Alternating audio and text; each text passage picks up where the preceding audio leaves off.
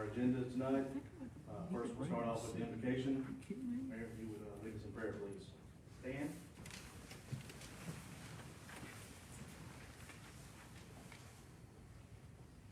Heavenly Father, thank you for this opportunity to assemble ourselves together in City Hall to discuss the business of the city. Please grant your blessings on these discussions. Thank you for leading our city. Thank you for giving us guidance and wisdom. I pray for all these council members. Let them make the best decisions in every way for the city of Northport. Just thank you for letting us live in the United States of America where we can assemble together. Lord, just thank you most of all for sending Jesus Christ to be our Savior as we celebrate Christmas. And let's always remember the real reason for this season. Thank you for loving us. These things we ask. Amen. Amen. Attention, salute, pledge. I pledge allegiance to the flag of the United States of America and to the republic for which it stands, one nation, under God, indivisible, with liberty and justice for all.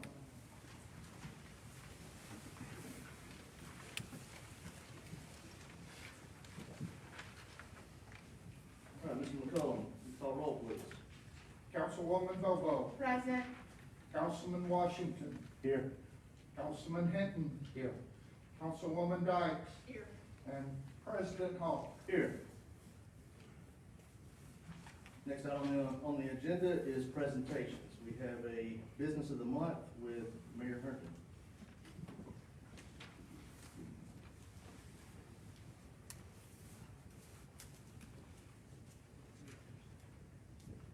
As always, we try to recognize an existing business in the city of Northport and thank them for their efforts to make our city better. We always try to recruit new businesses, bring them into our city.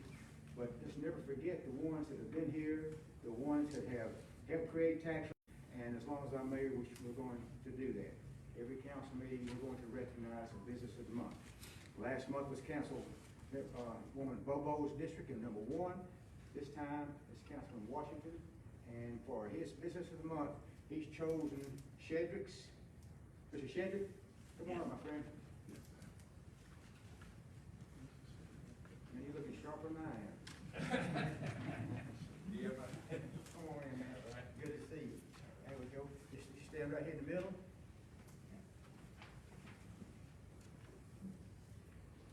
Whereas government of Northport, Alabama celebrates our local small businesses and the contributions to our local economy and community. And whereas small business employs 47.3% of the working population in the United States. And whereas Northport, Alabama supports our local businesses that create jobs, boost our local economy, and preserve our neighborhoods. And whereas Shedrick's Hairstyle and Barbershop was founded in 1995 by Mr. Shedrick Lee Davis. And whereas Mr. Davis has been cutting hair for over 60 years, 25 of those years in Northport.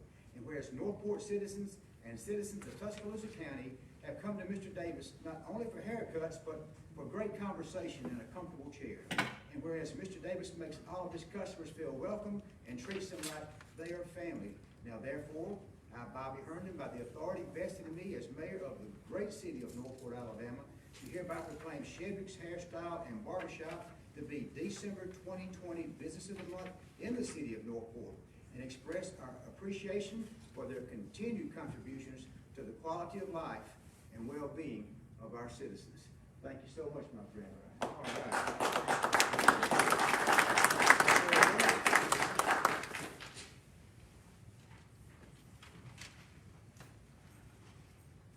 T-O-T.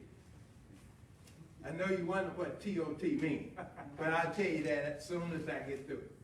But anyway, I want to thank this great city of Northport, Mayor Herndon and Councilman Woodrow Washington for selecting me for this occasion. And I would like to thank, I would like to shout out to my customers for so many years that I've been cutting their hair. I used to cut the University of Alabama football, baseball, basketball, players' hair years ago. In fact, I did it for about 12 years. And starting to design a haircut, I used to design, put certain designs in the hair, and then when they come on TV, CBS or NBC, they used to zero in on them. And that caused a widespread. And that's why a lot of designer haircuts got around throughout the country. And it didn't come from Greenwood Village, it came from right here, from Northport, Alabama. All right? Very good. Yeah. So I would like to shout out to the peoples of Northport and people of surrounding counties and so forth and so on for selecting me for this position. And then, okay, now, I said TOT, right? Right. TOT means tired of talking, time to sit down. Thank you, sir. All right, thank you.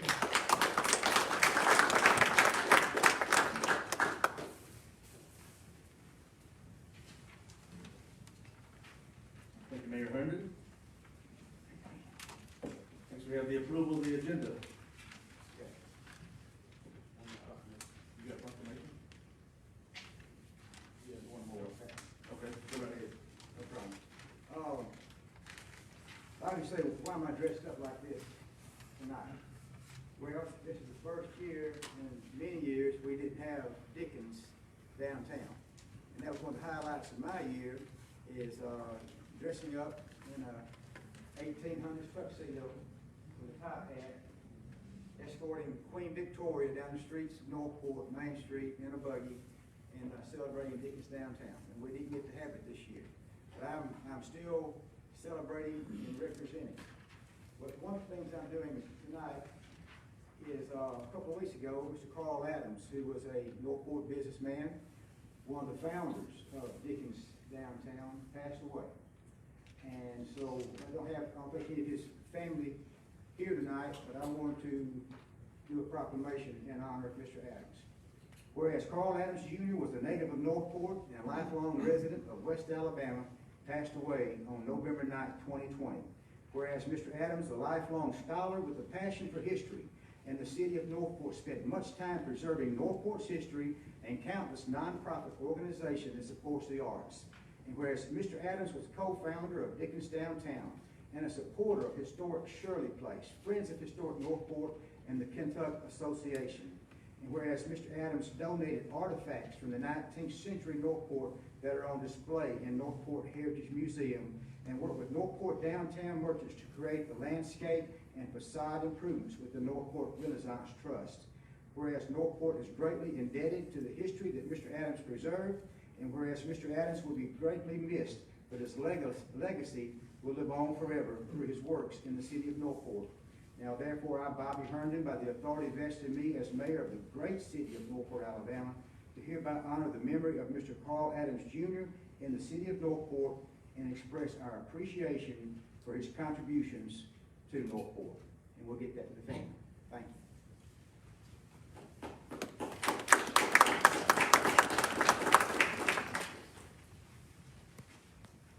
All right, next on the agenda is approval of the agenda. Anyone want to make a motion to approve the agenda? That's a motion by Councilman Hinton, second by Councilman Washington. Any questions or comments? Hearing none, Mr. McCullum. Councilwoman Bobo, Yes. Councilman Washington, Yes. Councilman Hinton, Yes. Councilwoman Dykes, Yes. President Hogg. Yes. Motion carried. Next on the agenda is item 6, visitors to address the council. I show none on the agenda. However, Mayor Herndon has asked that we have one visitor tonight to. Mr. Darrell Williams, who's the principal of Tuscaloosa County High School. If you come up, and while he's coming, just let me preface the reason Mr. Williams is here. As you all know, Tuscaloosa County High School is a Class 7A school. In our region, or I guess in the state, we would probably be the poorest 7A school that there is. We, and of course everybody knows me, knows that before long I would love to see Northport have its own school system where we can make our own decisions, but that's another story. But until the meantime, our students that go to Tuscaloosa County High School, you know, they don't have the facilities, they don't have the money to pay the coaches as the other schools that we compete with that are in the state. Mr. Williams, well, I guess it's starting back when I first started running for mayor, had a group of people approach me, said, hey, we need help. We need help with salaries for our 4 major sports. And me, you know, I did not graduate Tuscaloosa County High School, but all my children did. My grandchildren have graduated and are graduating. And I tell folks the majority of my wives graduated Tuscaloosa County High School. But what Mr. Williams now and the people before that I met with for several months, they're asking for $50,000, a yearly $50,000 request. Now, this is not a donation per se, but would be to pay for extra services of the coaches to help promote our community and our school. So it's not like we're giving something for nothing. It would be paid out, and work would be done to earn it, and it would be monitored. But this would be something for on a yearly basis. There are, I think, 1,900 students at Tuscaloosa County High School. 70% of the students in Tuscaloosa County High School are residents inside the city limits of Northport. So if my math is right, that's about 1,120. About 1,120 students that live inside the city limits of Northport, they go to Tuscaloosa County High School. That would amount to be about $50 a year per student, if the city council so deems to do so. But that's the basis of it. This has started with a group of coaches and boosters that I met with back in March and April, and now Mr. Williams is on board, and I'm going to let him answer any questions or say anything you want to say. Thank you for letting me come out here today. I just want to kind of reiterate what he's saying and let you know that this is an investment for you guys and a chance, kind of a unique opportunity. You know, we have 34 schools in the Tuscaloosa County school system, and it's really hard to compete with the bigger schools because they've broke off into small city schools. But we're kind of unique in the fact that we are inside of Northport City. So I've done a lot of research on how to kind of help along the way, and most county schools that reside inside of a city system, Baldwin County is a big example of that. There's a bunch of small cities inside of Baldwin County. They all kind of do this to kind of help out those schools in order, because there's only so much money to go around. And we would really like to see Northport move forward and investing in the children, and so that when they start out young all the way through, there's got to be a more connection between the high school, elementary kids, and the community as a whole. We've talked to several business leaders in the area, several booster people in the area.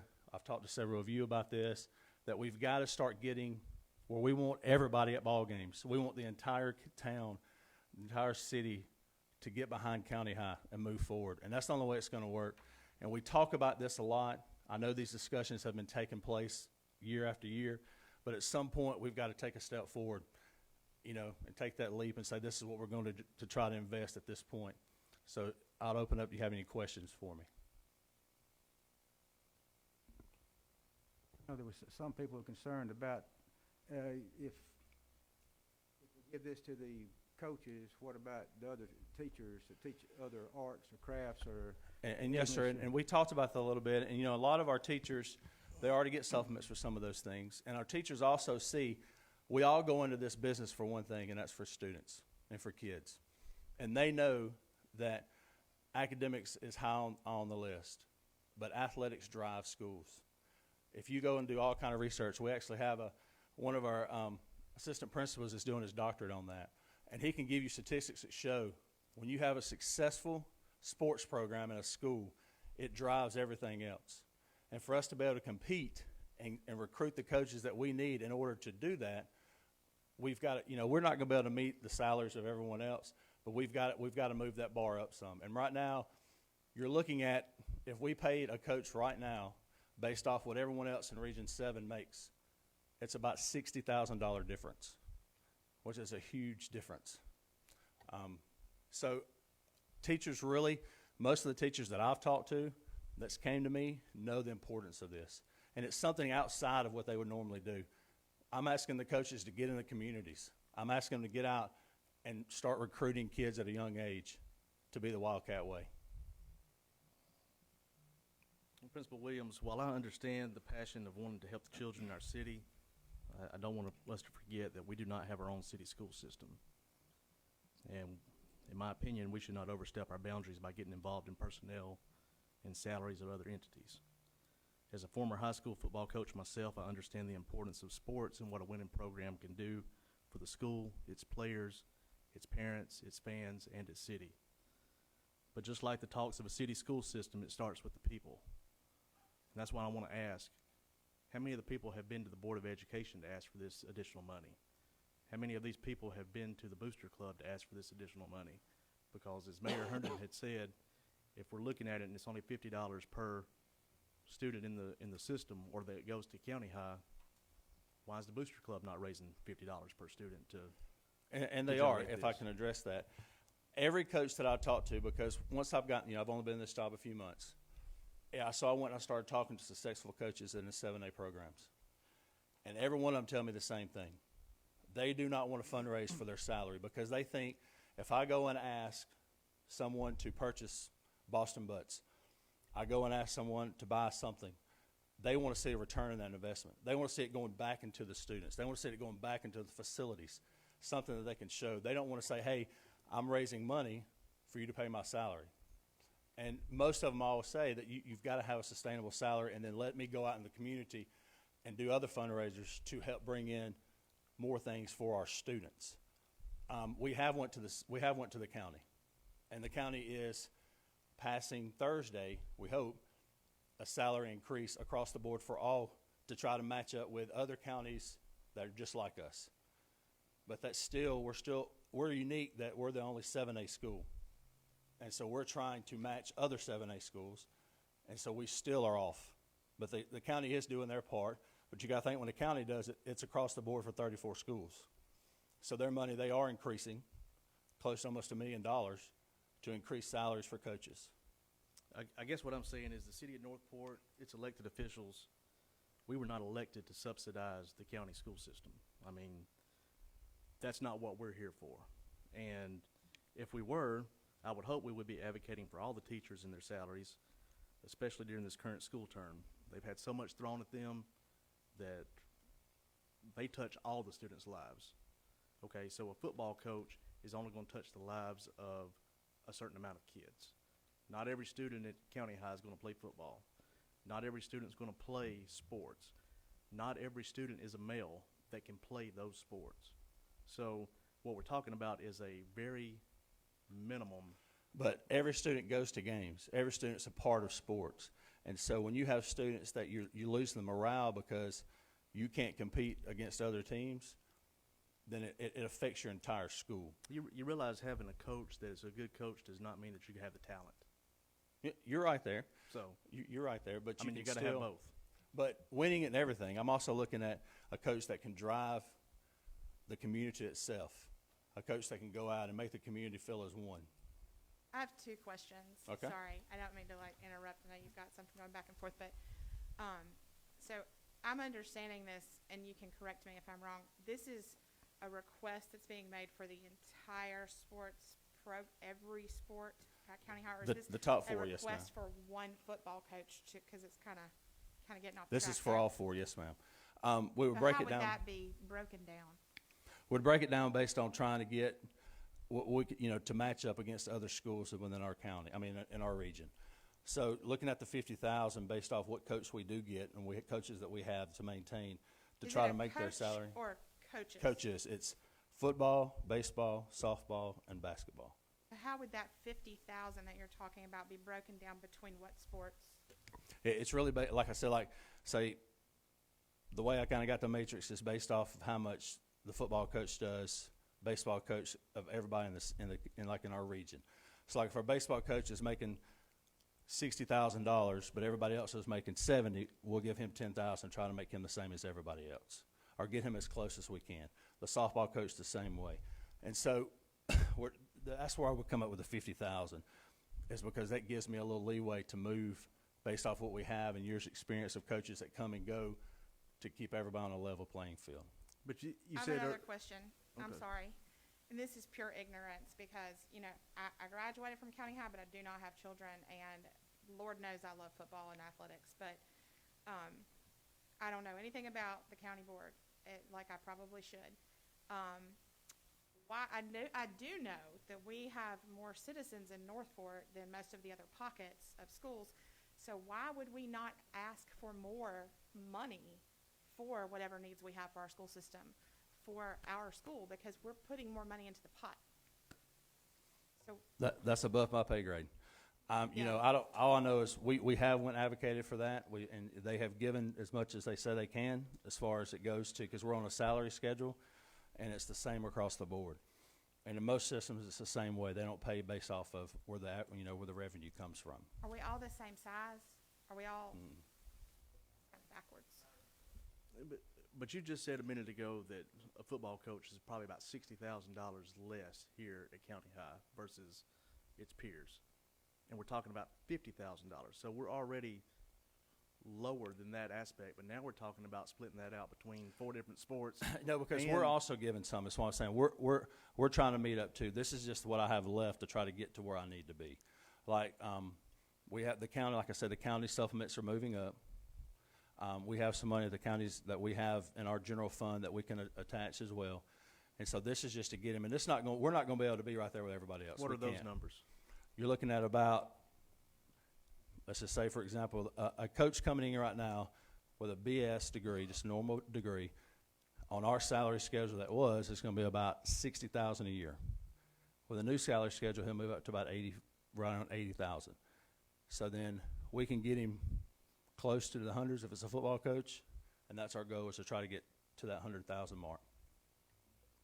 Good. And if the coach has a master's degree and maximum experience or 10 years experience, you moving on up close to 100,000, I would think. Yes, sir, with the supplements, yes, sir. I guess my biggest concern is and for the newly elected officials, please note what we're here and what we were elected to do. But why is it always everybody comes to us and asks for money? When are we going to be subsidized for things that we need? I was just in a projects committee meeting the other day. I want to see us do landscaping for the city. I want to see us do beautification. That's going to be shrubs, trees, plants, flowers, cleaning up our medians, cleaning up our city. But yet our public works director says we only have a right-of-way crew. We don't have a landscaping crew. So we need $150,000 in salary to do a landscaping crew. Okay, when are we Right, and I going to be understand. subsidized? And I would love to have, we've got all kinds of students that need service hours, and I'm willing to work with the county to say, hey, can y'all do this? We take on this land right here. Can we do, can you go in and make sure this area stays clean at all times? And we can do that. I want to give back to the city as much as I possibly can. But I'm just saying, when are we going to go to the county school board and ask them for something? Because what we have done is we have asked them for a true middle school. Did that happen? No, it did not. We've also asked that the children of Matthews and Riverside, they need better facilities there. Did they get that? No, that didn't happen. And then who's telling the teacher that their salaries are not, doesn't matter? Who's going to say that they're not going to come in here later and go, well, you've helped subsidize with this. We've all had a pay grade. And I know the football coaches are also teachers as well, so they're getting that extra pay grade too. But when does a teacher say, city's doing that, why are we not going to them and saying we need something? Or I'm just trying to figure out why we're always asking the city of Northport to do something that is not in our entity. And I'm saying that basically, city of Northport, we need to stay in our own lane and do what we were elected to do, and respectfully let the Board of Education do what they were elected to do. But wouldn't you say that the Tuscaloosa County is in the city? So it drives the city. It's not in the city. It's the county school system. It is a county school system. That's why the people need to come out and do something for a city school system. If this was a city school system, when we're talking about salaries, this board could do something. This board would want to do something. We all stand behind County High. We all stand behind athletics. We all stand behind the children and the parents and families of this community. But until the parents say, I want to raise my property taxes, and it might only be $100 to $200 a year on their property taxes of the millage, to get a city school system, we're always going to be in this situation. And if we keep doing these little Band-Aids over and over again from the city, and the city constantly doing something, we will never get to that point. It's going to take somebody to say, no, we're not going to do that. If we want to do that, let's do a city school system, and let's all rally behind that. That's my personal opinion. Me personally, I just want everybody to realize that it's not over. I mean, it's still a light. Plenty of discussion. I believe this just came up recently as well. So we still have time to talk about it. It's not over today. I don't think it's over today, personally. You know, we'll have other times to talk about it. So. But Woodrow, were you elected to this county school board, or were you elected to be a city official? Well, you know, for me, I just have a different opinion about the football program. Oh no, I'm all about the football program, and you know that I've coached football, and I am all about the kids and sports.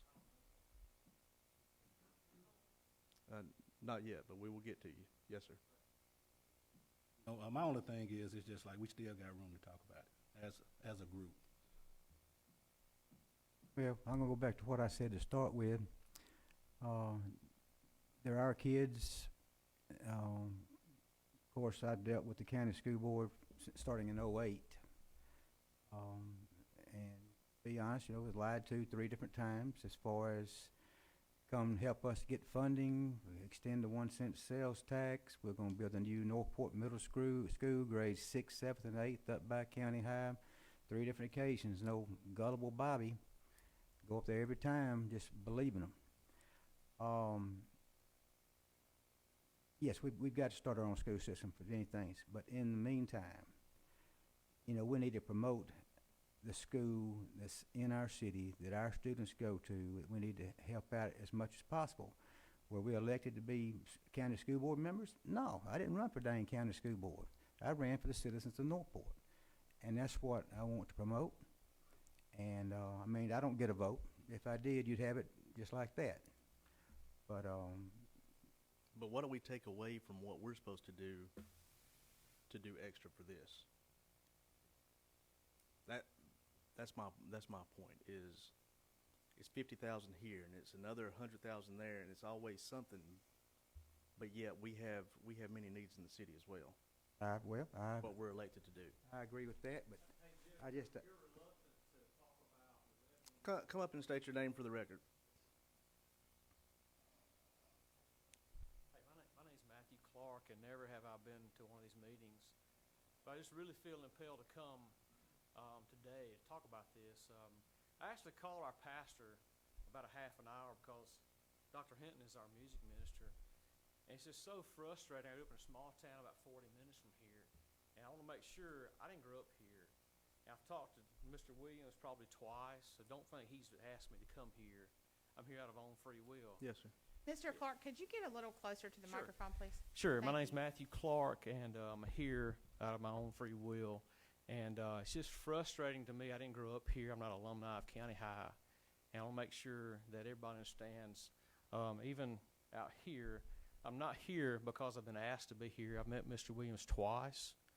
So it's heartbreaking to me. I grew up in a town about 40 minutes from here, and they refuse change. And it very much surprises me, Jeff, you're against this. They refuse change, right? So I moved here several years ago, and the last 4 or 5 years I go to these County High games. I want to make sure you understand I don't have a son. God didn't bless me with a son. I've got 2 kids, right? Right. So I'm very much academically involved. So the last several years I go to these County High games and I watch these guys get beat just tremendously, right?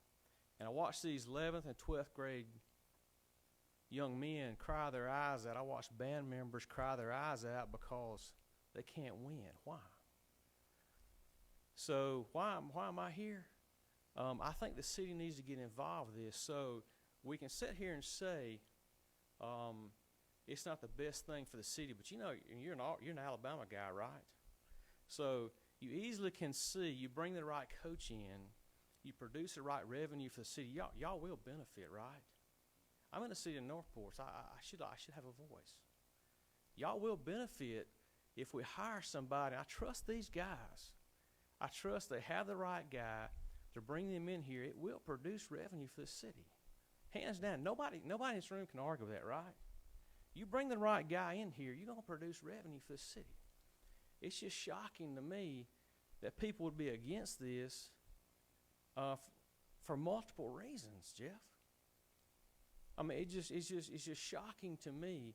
So here's the thing. I don't have a son in the city school system as far as football. So this is what I can tell you guys, everyone in this room.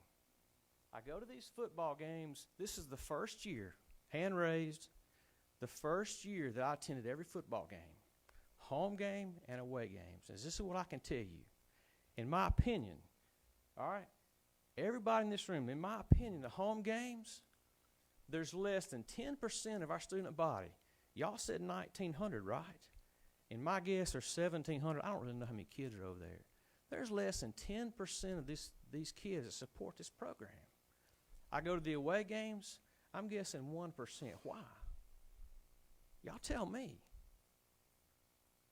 We can't even sell the blue seats at the county high football games because, let's just be honest, we're not backed by the county, and what I'm hearing is not backed by the city. That's got to change, guys. You fill them seats, you'll get the revenue in the city. We're talking about $50,000, guys. That's chump change, okay? Not to me personally, to a city. You'll get your revenue. You'll get it. But why is it not chump change to the Board of Education? Why are they not? So you foot the bill out of the gate, right? You're going to get yours on the back end, okay? Revenue, I don't know who they're talking about hiring, okay? But I guarantee it's a short list, and they're winners. You bring somebody like this to this city, and I know we're talking about county. It's easy to talk about county and city, but we're really one, right? Because we will, because I'm a city guy. I live in the city of Northport. We will see the revenue from this. So let's talk about, I'm not done. But to see the revenue, you're saying we've got to put together a winning program, because right now not winning is not causing the seats and everything to be filled and the seats to be sold. How can you guarantee that whoever you bring in is going to lead us to that state Let's championship? talk about college football. Let's talk about your program, right? What happened before you got Saban, right? Let's talk about when you got Saban. I'm an Auburn guy. I know, but Saban can go out and recruit. You are only. So you're you only telling have the me a talent high pool. school football team can't go out and recruit? You're wrong, man. Look what. So I graduated from a small town 40 minutes from here, and we used to beat the brakes off Thompson High School. Look what they've done. They recruited. Now they did get in the city. Look what they've done. They also raise their property taxes, have a city school system. Well, hey, this is a drop in the bucket. Get the right guy in here, and look what could happen. I'm not done. So I'm just talking about the football program. My kid's a cheerleader, right? There's 16 cheerleaders. You're talking about 1,700 kids. Y'all said 1,900. There's 16 cheerleaders over there because they're part of a losing program. Are you kidding me? Why don't we have 3 times that? I go to Vestavia. I go to Thompson. They got 4 times the cheerleaders, and that's just dropping a bucket, right? Bring the right guy in here. The city will benefit from it. I truly believe that. I mean, just look around these other programs. But it's frustrating to me to be a part of a city that I'm not doing this. I'm against this. It's about this money, that money. Bring a winning guy in here. Now, we can say, and it's been said, right? Well, what about the other schools? Well, for the most part, the other schools, they're going through county high. They get to reap the same reward that our kids are going to see this. Guys, I'm puzzled in this. I'm just one voice, and I voted for you, Jeff. I did. I voted for you. I stand behind your decision, and it's obvious you're against this. I go to church with Dr. Henn. I love him to death. We'll say nothing negative about him. But you guys, y'all got to think about this. You got to think about this. You're revenue driven. you're faith-driven, however you're driven, guys, this is the right decision to support these guys, bring the right guy into this city, and grow this city. Now, if you're willing to say, okay, I'm not willing to grow my city, I get it. I'll do everything in the world to vote against you next go-round. Hey, I'm just an old dirt forester, you know, from Auburn, which I'm probably in the wrong town. I got a heart for this place. I can live anywhere. I can move. I can go to the city of Tuscaloosa. I want to be here. We chose to move here because we backed the city council here. We backed Northport. We backed County High, and that's where I want to be. That's where my kids are, and that's where we want to be. So if you have questions, I'm not here to argue. I'm just asking you guys to consider this. We can. It just frustrates me to no end. I watch our losing program. You have people here, Mr. Williams, of which I've met twice. Okay, I met twice. You have people here that want to change this program, and we have folks that's not for this. Guys, y'all got to consider this. I'm not from here. I get it. I'm not a Tuscaloosa County alum. But, guys, y'all got to consider this. I mean, this is silly that you guys want to at least consider it. I've taken enough of y'all's time. Thank you for your time. But just please consider this, because I don't have a dog in the hunt other than my kids over here. I got 2 girls. We're not moving. We will get the right elected officials in here that will change this program. I fully support a hired administrator, and that's not going to change. So thank y'all for your time. Thank you. Just for the record, how many folks here came on behalf of this vote, or this non-vote, or to ask for, okay, thank you. I'm so sorry to be the one speaking out again in ignorance, but again, I am confused about if this is an ask for funding for one coach or a whole program, and if it is a percentage here, a percentage there. If you're talking about men's and women's, is this boys and girls basketball? Is it Yes, ma'am. is it softball and baseball? Yes, ma'am. All of that. And also, this is not on the agenda, so I would assume we're not voting on anything tonight. Am I mistaken? Okay, all right. A member of council would have to bring that up for a vote. And if a member of council wants to do that at this point, they can. If not, we'll go on to the next agenda item. I don't know, because I'm hearing both ways. I'm hearing we need a coach. Our coach is going to bring the revenue, and we'll get other officials if you can't get it done. And I'm hearing all this, and it's like we need $50,000 for this coach, but I'm No, not ma'am, and hearing all of that it's not from going you. to that one coach. Yeah. It's also, like I said, to all of them. And what we're trying to do is build every major sport, and that you're going to have Little League sports in, all the way from the ground up. And so talking to those coaches, and if they could be here tonight, they would. Every coach, because I've talked to all that we have on staff now, they still know even football drives baseball and basketball and softball. If you have a good football season and you have kids that are playing multiple sports, it brings kids into your community. We have kids leaving this community.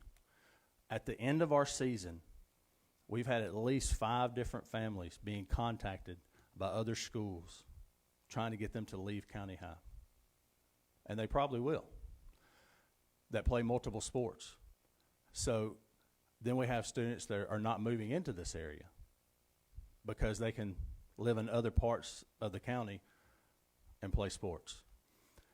So it is a football coach because that's what we have on the table right now. Other coaches are there. But those coaches, not all of it, no ma'am. So you're asking for a supplement in a $10,000 range for a coach you need right now, or is this for a lifetime or the year-long? I'm just confused. It's being presented as an umbrella, and it's not just coaches that we need. We need facilities. We need all kinds of things over at County High. Yes, ma'am, we do. I mean, there's a road issue that we need to take care of. There's just all kinds of stuff that we need to handle. But I'm not quite coming up. I'm not quite understanding the $50,000 and how it will be divided. Right now, if the coach that I want comes, 30 of the 50 will go toward him.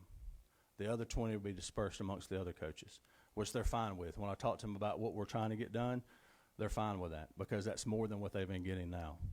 And so then we can hope build off of that for those coaches. How much is the Booster Club raised for this?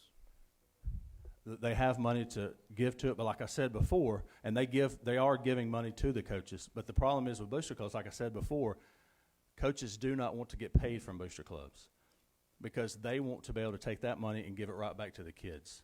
And so we're trying to find a way to make this is what you're getting paid. This is what you get. Everything you raise, let's put it back into the programs. Let's put it into the facilities. Let's put it in anything that we can help with our community. So the coaches that you're looking at now are not used to doing any kind of fundraising or asking for. No, ma'am, they do. They are, but they're not used to getting fundraisers to get their salary. They don't typically do that. Gotcha. Anybody else? Anybody want to make a motion for anything or move to the next agenda item? Me personally, I don't want to rush and do it because I want it to pass, but I don't want to rush without everybody get a chance to talk about it. Table it, or we come back to it? I would even been willing to, when coaches are hired, if someone from the board would like to be on the search committee each time, to kind of ask those coaches when they do come in, how they can help the city. I think that would be, if you're willing to give in the money for that, I think that's a great opportunity for y'all to kind of start having some input in. Even though Tuscaloosa County is a county school, it's still part of still part of Northport City. So we're willing to do that as well. If that's something you think that you'd be interested in. Thank you for your time. Thank you, Mr. Williams. Thank you. Thank you. All right. Here, no one want to act upon that. We will table that and move to the next item agenda. 7A1 is the second reading of an ordinance declaring a sales tax holiday for severe weather preparedness. Mr. McGee.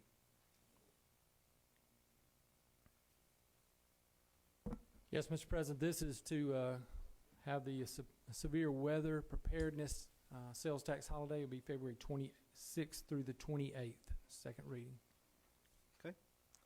Any member of council would like to move to adopt this ordinance? So moved. Second. Second. All right. Motion by Councilwoman Bobo, second by Councilwoman Dykes. Any questions or comments? Hearing none, Mr. McCollum.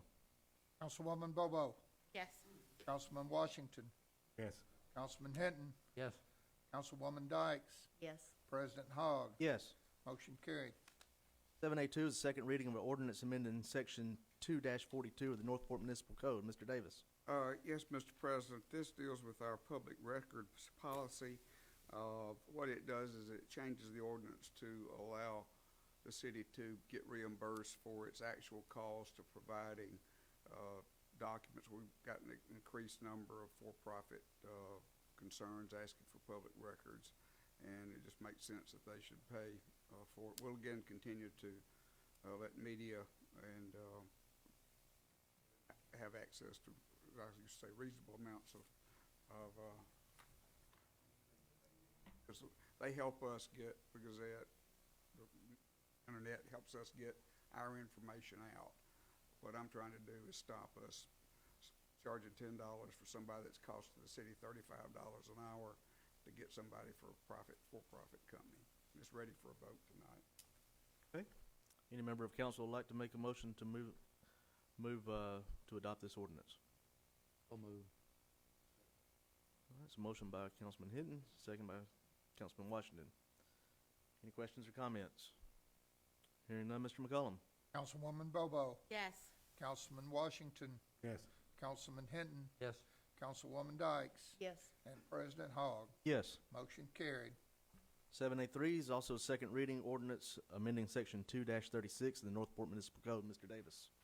Yes, this also works to hopefully streamline our business session. It allows, obviously, citizens to have access to watch what's going on. But if they want to contact us and speak at a council meeting, it puts some suggestions in there about what would be appropriate, what's not appropriate. And for example, we don't let employees get up and talk about personnel issues. That's handled other ways. what this does, we're having a form we're providing, and people, if they would like to address the council, should do so by a request submitted by the prior Wednesday, and hopefully, whatever it is, as Hardy's always said, I can't fix what I don't know is broken.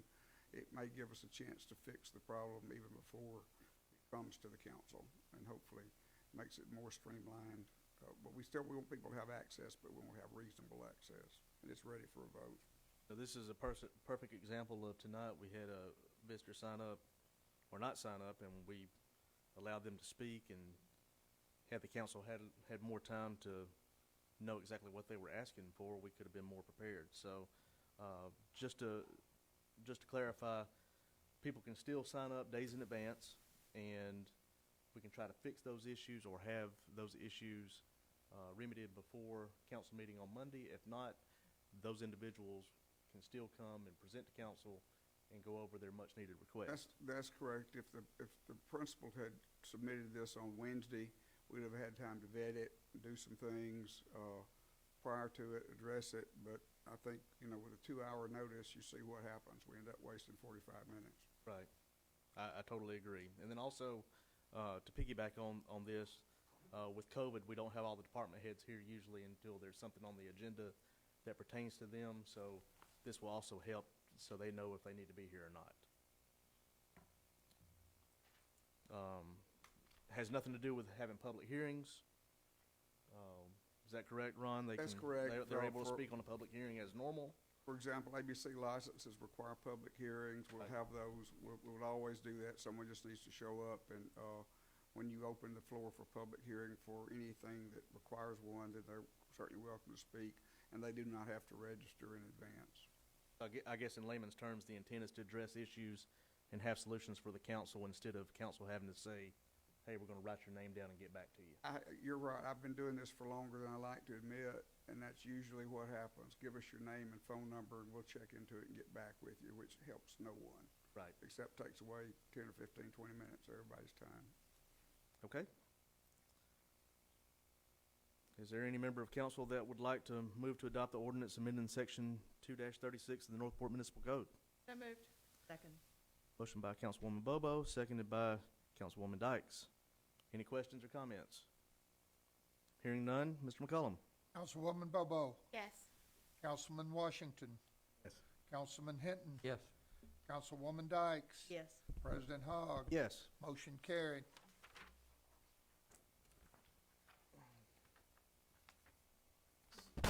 Just for a minute, I want to say it's good to have Councilwoman Dykes back and making motions and seconds, and just glad everything's going well.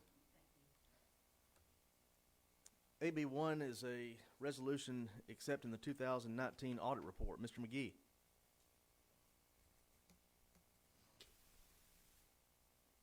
Yeah, we have our 2019 audit prepared. You've had a copy of it and able to review it. I have Mac Hitt with Lawrence Hitt and Pugh here who performed our audit, and I will turn it over to him to make a brief statement about it, if you will.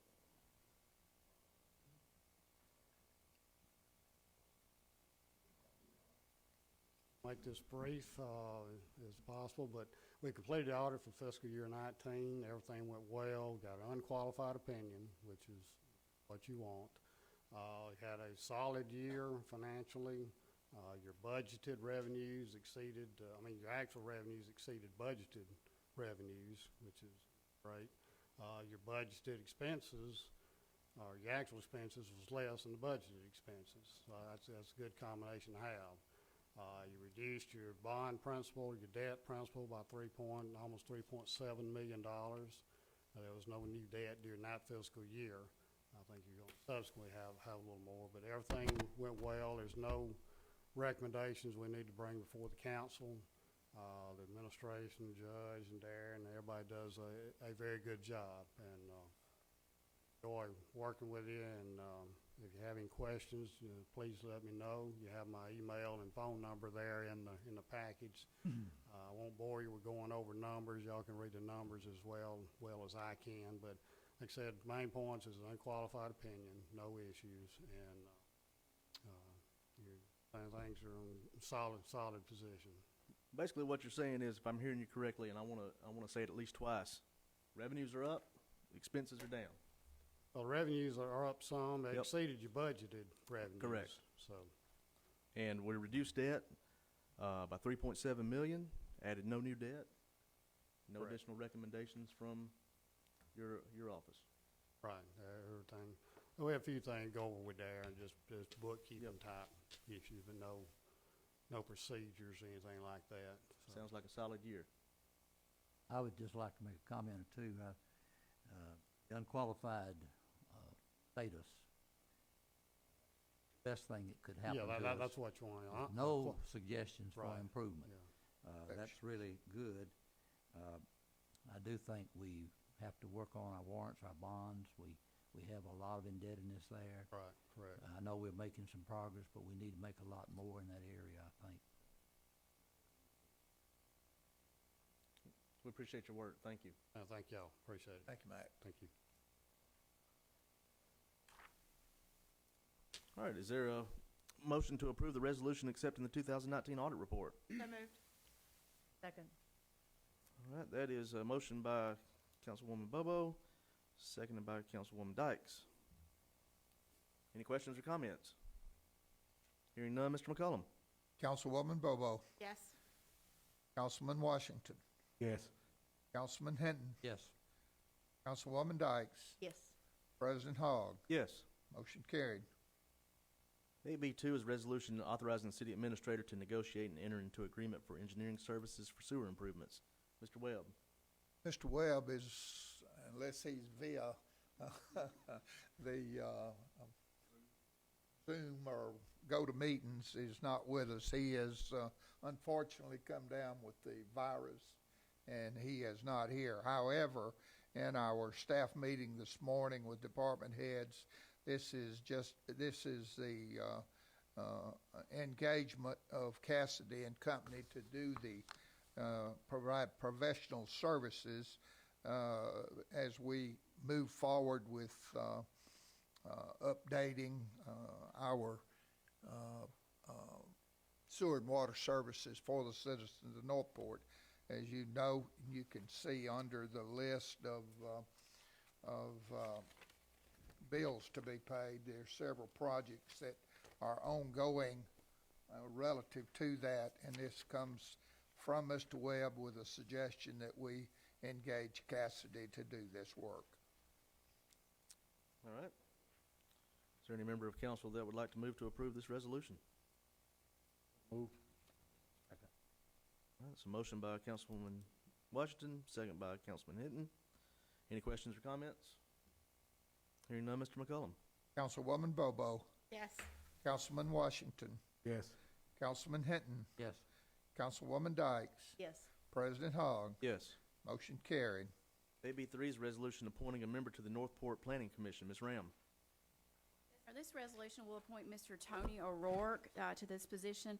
This is a 6-year term and will begin on January 1st of 2021. Okay. Mr. Rourke's in the audience today. Is he, are you willing to serve a 6-year term? All right. Speak now or forever hold your peace, right? Okay. I will, knowing Tony and knowing what a great guy he is, I will be glad to make that motion to appoint him as a member of the Northport Planning Commission. That would start on January the 1st, and his term would expire on December 31st, 2026. And that is the form of a motion. Is there a second? Second. Second by Councilman Washington. Any questions or comments? Hearing none, Mr. McCollum. Councilwoman Bobo, Yes. Councilman Washington, Yes. Councilman Hinton, Yes. Councilwoman Dykes, and President Hogg. Yes. Motion carried. Tony, thank you for your willingness to serve. Thank you.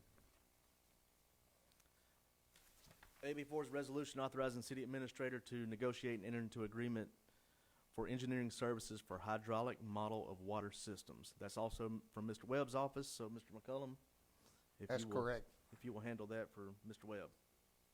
Well, it's what it. What it states. is. Study for, as part of our modeling for the water system. The other was primarily the sewer, and this is the water. And this is also into an agreement with the Cassidy Company Yes.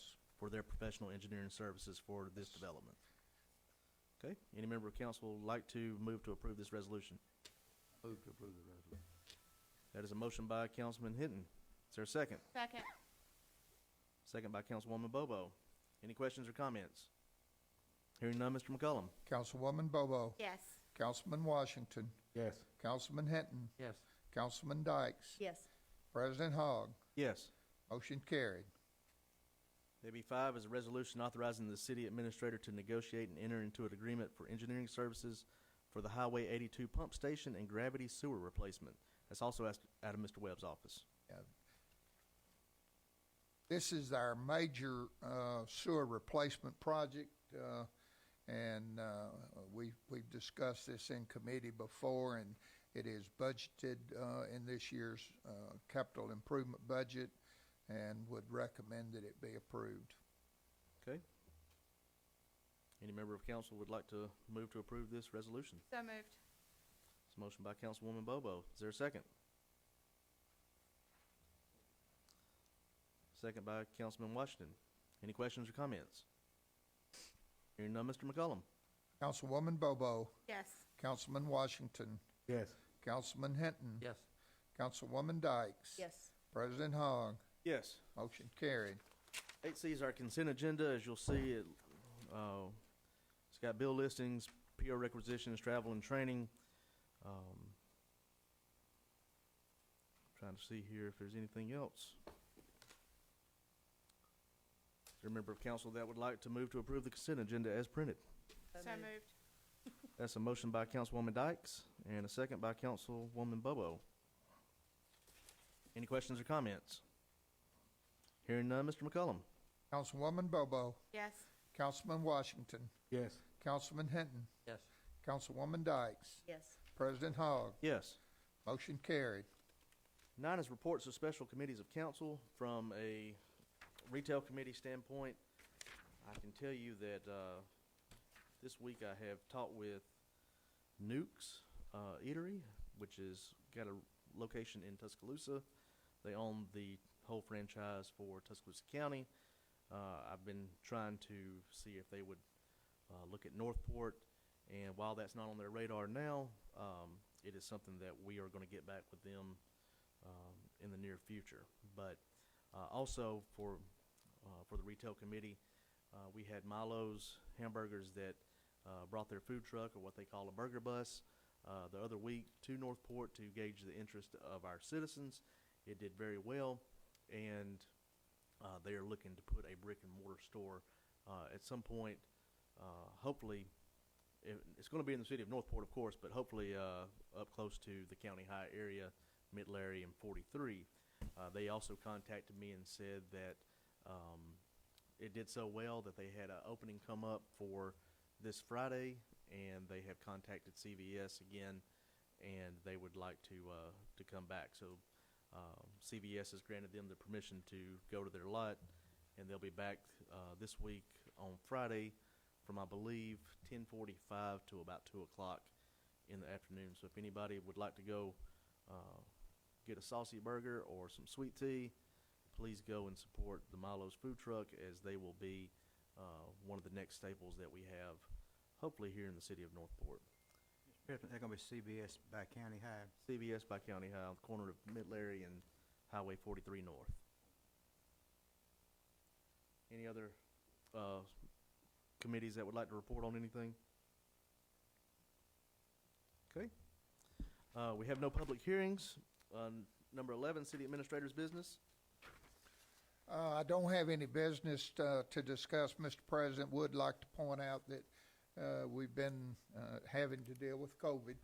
We have 2 department heads and family members that are fighting it. We have approximately 12, 15 employees that have been out in the various departments, but we have not had to curtail any services, and certainly don't anticipate having to do so. Okay, it's very unfortunate. I think that's something that everybody is dealing with at this point in time. Just one more item. Everyone, wash your hands. Please be mindful of the people around you, and do what you can to help not spread this virus anymore. So wash your hands. As soon as you leave here, go wash your hands. And when you get in the car, put hand sanitizer on. Do what you can to stay safe and stay clean. Druid City Hospital, Mr. President, yesterday had 159 admissions for COVID. Been as low as 20 in the 20s and 30s. We get a report daily, Friday. Interesting to see how it's gone up, how it's skyrocketed in the last Yes, sir. Very unfortunate. Next is departmental business.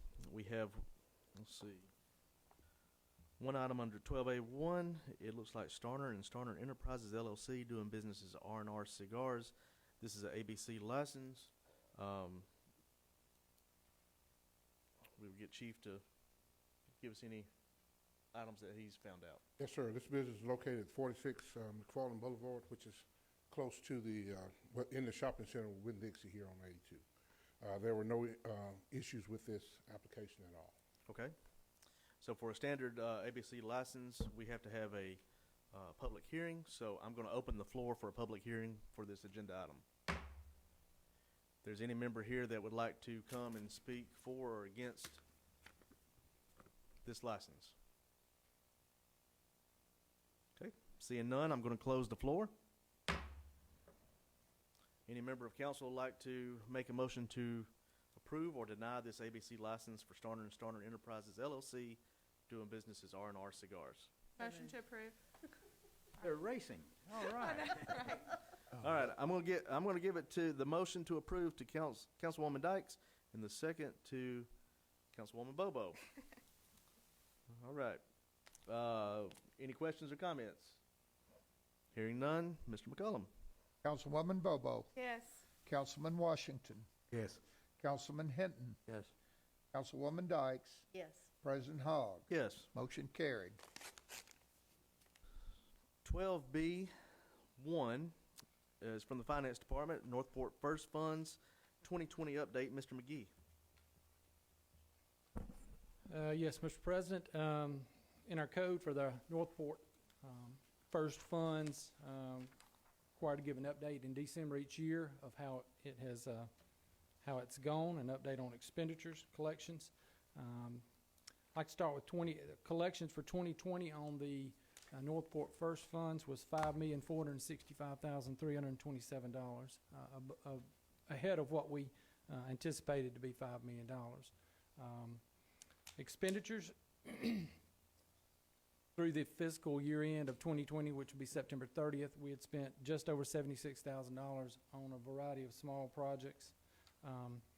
Year to date, which would go through this past Friday through our last check run, we had expended in fiscal year 2021 $2,638,416.19, bringing the total expenditures to date to $2.7 million, $2,714,579. That leaves $2,750,747 remaining of the collections for fiscal year 2020 Northport First Funds. Those expenditures by bucket, and remember in 2020 we still had the 4 buckets. The first being, or the biggest, and I'll start with the responsible because that's where the biggest expenditures have been. We spent, of that total, $2,631,107. I say spent. One of those items was a transfer into our reserve fund, so it wasn't technically an expenditure. And we made a change to that in October, where any funds collected over the $5 million threshold would be transferred into that mandatory reserve fund, which is, for those of you that aren't aware, 10% of our annual expense budget. So we transferred $1.4 million, $1,465,327 into our reserves. That brings our required reserves up to $3.8 million, just over $3.8 million, which is well ahead of our 10% requirement, which would be just over $3.4 million. So that should put us in very good shape on those required reserves for the near future. We've also spent just $1.1 million, just over $1.1 million on paving. We allocated $1.5 million toward that, and I'll come back to that in just a minute in item 2 to speak on paving a little bit. The other items, the Enjoy bucket, just a small amount expended, $1,600. That's our Enjoy. I know there are a couple of things in that bucket that are right on the verge of getting started. I know you've been working on the feasibility study and also something on the levee trail. So those should be seeing some action on those soon.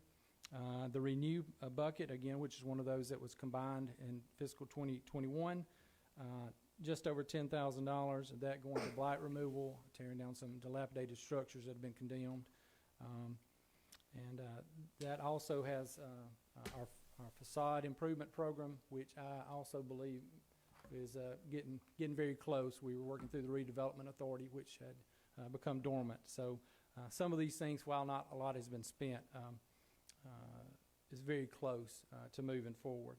The identity bucket spent total of $63,000, or I'm sorry, 71, just under $72,000 total on 2 projects. The downtown streetscape being the biggest one, just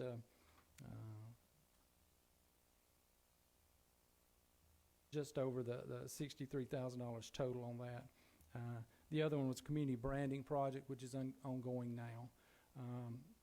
Streetscape I'll speak to again in just a moment, but that one is about to get ramped up. So again, that is an update on what we have collected, what we have spent to date.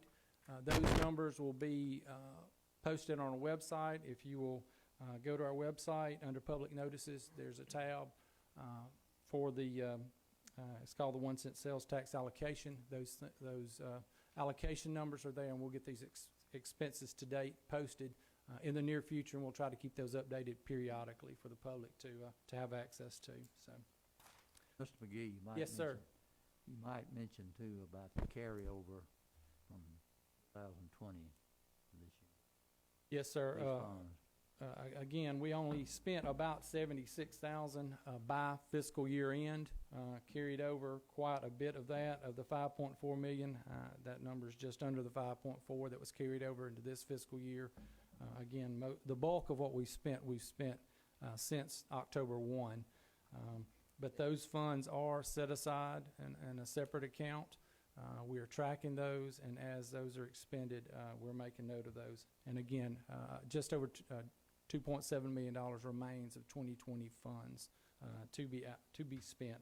And again, those allocations are on our website if anybody's interested in looking at those. I won't cover each of those. So. Right, and those have already been allocated, and that's what's going to be done to finish out 2020. That is correct. The 2020 funds were voted on by this council, I believe, the first meeting of October. So those are allocated, and that's exactly what those funds will be spent on as those projects progress. So, and again, several of them are getting close to very close on a lot of them. That's right. And if you'll let me go on into yes. The second point, I'll speak to a couple of those. I said I would come back on 2 things. This point, I would like to ask council to allocate fiscal year 2021 Northport First funds for a couple of projects. First of them being, we'd ask that you allocate $1.5 million toward paving and $1 million toward the downtown streetscape project. In 2020 funds, we had $1.5 million allocated for paving. We have spent $1.165 to date. There's another just over $250,000 in the pipeline to be paid soon, which will just about do away with that $1.5 million. We certainly don't want the paving program to slow down, so we would ask, that's why we're asking for the additional funds there. It's going well. I think everybody can see the results of that, and I would think that most citizens are happy with what they've seen so far. And there's more to come. We just don't want to slow it down any. So That would be the first one. The second one is a streetscape project. That bids have been let. They'll begin construction. I'll defer to Max if anybody has questions on the actual timeline, but that's getting very close. We have allocated $1.7 million toward phase one. We allocated $700,000 in fiscal year 2020 Northport First funds. We're asking that you allocate that $1 million in fiscal 2021 funds, so we can, when construction begins, we can move along with that as quickly as they can. So I guess in summary, I'm asking for $1.5 million allocated for paving and $1 million allocated for the streetscape project. And I would mention that those were funds that, when we originally allocated 2020 funds, were in the projections for 21 and 22. Correct. So these are numbers we've seen before. So. And Darren, this is, the paving has gone very well. This is a great thing. Streetscape, these are the items that we told the citizens, if we vote to raise your taxes by a penny, we're going to be transparent. You're going to know exactly where everything's going and where every penny spent. It's not going into the general fund, but we're going to make sure that these items are things that you can see and things that you want. So, I mean, the residents so far that I've spoke with are very happy to see the paving, and they're really going to be happy to see the new streetscape that's going downtown, and to make that area look a lot better. So I think so. I think that citizens will be very proud of what's going to come out of these funds. that's great. So, do you need us to do anything tonight in regards? I would to ask this? that you vote to allocate Yes, those sir. two items. And We need that in the form of a motion, if you don't mind, Okay. Mr. President. Any member of council would like to make a motion to obligate the 2021 first funds for $1.5 million for paving, $1 million for streetscape project. correct. So moved. That is a motion by Councilwoman Bobo. Is there a second? Second. Second by Councilman Hinton. Any questions or comments? Hearing none, Mr. McCollum. Councilwoman Bobo, Yes. Councilman Washington, Yes. Councilman Hinton, Yes. Councilwoman Dykes, President Hogg. Yes. Motion carried. Okay. Can I make one comment? Of course. We've got, Max, we held our, pre-construction meeting for our streetscape project. I know that, Darren alluded to it for, your benefit and citizens of Northport's benefit. That project is scheduled to kick off and begin actual dirt moving on January the 4th. So what we are trying to make certain is everybody's informed, particularly our businesses downtown that may be impacted by this project. But I think once it's all said and done, we're going to be very proud of the end result. Max, you got anything to add to that? Thank you. January 4th cannot get here soon enough. All right, next on the agenda is public comment.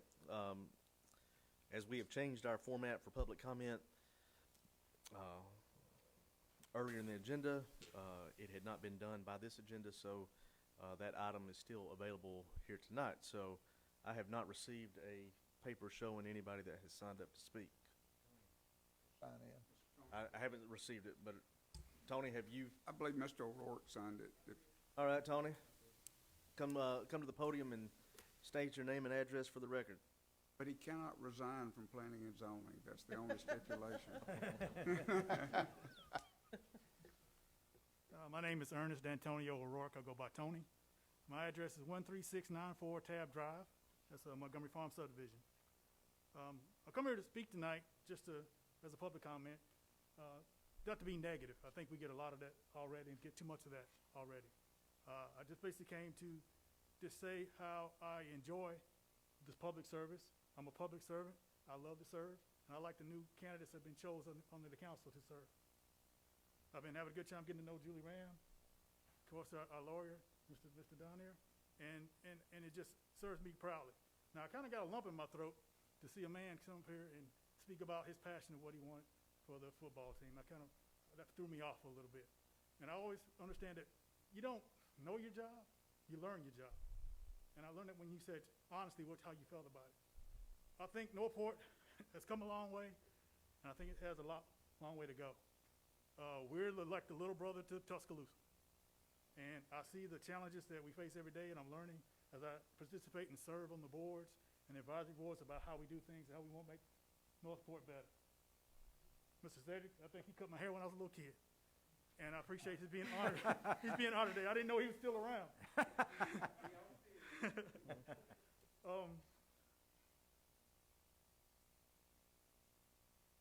What's important, what I wrote down here before I close and then just step down and not say anything further, TOT. Unity is important to any organization. Unity is important to anything we do. Anytime there's something wrong or something that needs to be fixed, unity is important. And I know we got all these different entities, there's different allocations of what we want to do with the money here and there, but if somewhere, somehow, we can meet in the middle ground and fund some things so we can help somebody who desperately needs it, so children, kids, and education can make its way around, I think we'll do a better job in Northport. And I just want to say that from the bottom of my heart. I told my wife I was going to mention her. Jeff knows my wife. She's hardly ever around because she works hard. She's a service to the community, and she's a service to her job. I see her every day work from sun up to sundown, hardly even spend any time with her. I know she loves me, but she's so dedicated and good at her job that she can't help but be successful. During COVID, everything's challenging. She had to work from home and didn't miss a beat. Didn't miss a beat. And she didn't get her notification. She didn't get her recognition for a long time. I think Northport is well on its way, but we still got a lot of things to do. We've got too much fighting and bickering going on about things that don't really matter. And one day we're going to look back and realize we were worried about things that we didn't have to worry about. And I want to say that from the bottom of my heart. Thank you, Mayor. Thank you for each city council member. And congratulations to the newly selected honorable people who goes on this board that nobody thought and gave a chance to. They're here sitting in front of you, and there's a testimony to what you can do if you just keep on trying. So I say that in the bottom of my heart. In closing, thank you for this opportunity. And I like to hope that I didn't come up here and speak for the city of Northport. I came to speak for the heart of a man who loves to serve. Amen. And I like to see people who serve honestly and good and to the bottom of their heart and don't just fake it and try to get things by. As you can see, what's going on, I don't mean to go on, but what's going on outside of Northport, what's going on in our nation, is a true testimony of what's going on that could really affect not only this country, but a city. I don't want to see this city be so divided that we can't get anything done. You don't say it out loud. You say it behind closed doors. You whisper among yourselves, but it's not going to work. The only thing that's going to work when people like Jeff Hall stands his ground, no matter, or you stand your ground, no matter what. Sometimes the best leaders are the ones that will stand up for something all by themselves when nobody else agrees. And I have a lot of respect for that. I have a lot of respect for the mayor. I have a lot of respect for Julie Ram, any other people I know here. I have a lot of respect for you because I've seen you do it. I've seen you stand your ground. And in closing, I'd just like to thank you for this opportunity again. And I'm going to move on and say good night. Thank you. Thanks, Tony. Thanks, Tony. Hey, Tony, you need to be wearing the top hat, buddy. I want to tell you one thing about his wife, Sheila, though.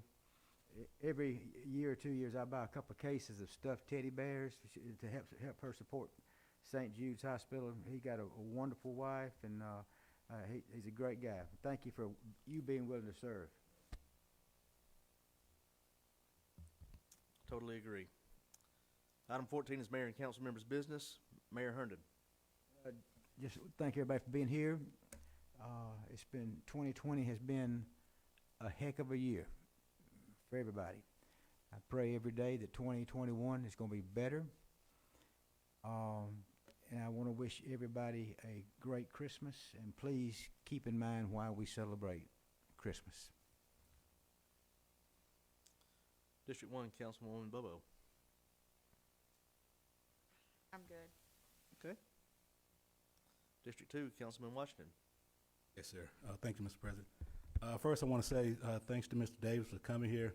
One thing wasn't mentioned was for 25, 30 years, he's donated, volunteered, supported, sponsored all different sporting teams and everything in the neighborhoods. So he's been a pillar of our district forever. Like I said, Shedrick, Mr. Davis, fixed my haircut when I let my brother cut it. And when he got through, I had a bald head. I said, really? So, Mr. Shedrick, we love you. Thank you for coming here. Want to wish everybody a Merry Christmas as well. District 3, Councilman Hinton. Thank you, Mr. President. Just a word about, it's not related to my district, but I'd like to say in relation to monies for schools. Everything tonight was a request and things we need. In our 2020 Northport First budget, we're giving the schools $300,000 in grant money to improve the programs of the schools. All these applications have been submitted. They are being reviewed, and that money will be available shortly, and they're doing some wonderful things to improve the programs within the schools. County High, of course, was the focus tonight, and they're getting $75,000 for program improvement. So I think that's something to be noted as well. District 4, Councilwoman Dykes. I just want to thank you, President Hogg.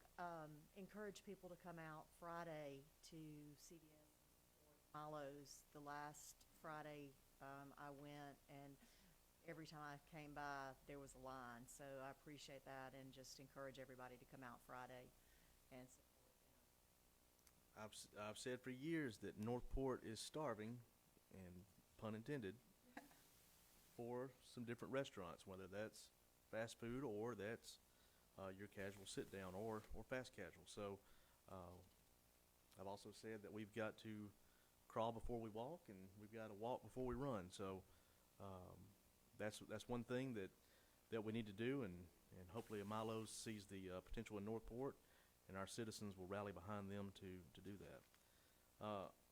Under my comments, I just want to say I think there was some people that had it incorrect of what I was trying to say earlier. I am not against at all trying to make our schools better. I'm not against the children. I'm not against the families. I'm not against sports programs. But what I am saying is there's other avenues that needs to be looked at in terms of finding money. Northport is always the scapegoat for everybody that wants to come and receive funds. And we have our own duty as elected officials here to represent our constituents. And yes, our constituents and their children go to the schools, and I mean their kids go to the schools, and we want to see them succeed. We want them to see that they have a good quality of life and a good education. But also, we have a lot of other things that we have to do, and that includes nobody thinks about your running water at home. Okay, you go home, you turn on the water, you expect clean water. You're not thinking about everything that has to go into it to make that water clean. When you flush that toilet, you want to make sure that the sewage is going to the correct place and not coming back up into your house. When you go out and drive on a road, you don't want to be hitting potholes. You want to see that new asphalt. When we do things as a city, we do things that we are elected to do. Doing things that are above and beyond, such as the $300,000 in grant money for the schools. That's something that we wanted to do. Okay, why did the principal not come in and say that they wanted to use that grant money for coaching this year? Why do we keep getting asked for more and more? Every time we give an inch, we let up a foot. That's my whole thing is, and I challenge any new council person here, learn your job here at the city. Learn what you are responsible for. It's okay to say no to people. It's okay to do what you're supposed to do. There's another entity out there that is supposed to do what they're supposed to do, and they're not. And they haven't. They've let us down numerous times, and no one's holding their feet to the fire. It's always on us. Make them do what's needed. Do the right thing. That's all I have to say. Next on the agenda is executive session. Mr. Davis, how long do you project this executive session to be? Since you always said add 20 minutes, I'm gonna say 20 minutes and, hopefully come in. It's late, a lot later than I'd hoped it would be at this time. I'll try to be as brief as I can, but I do need to meet with you guys about a couple of things. So what we will normally do, council, is we'll allow staff to go home. There will be no further action taken after we get out of executive session. That's correct. We'll come back here to adjourn. Yep, and we'll come back out and have the motion and second to adjourn, and then we'll be able to go home after that, so. Right. And we'll take about a 5-minute break if anyone needs to run to the restroom, or if anyone wants to speak to the press, or if you see people that are still speaking to you in the audience, you might want to speak to them. Okay. And Merry Christmas.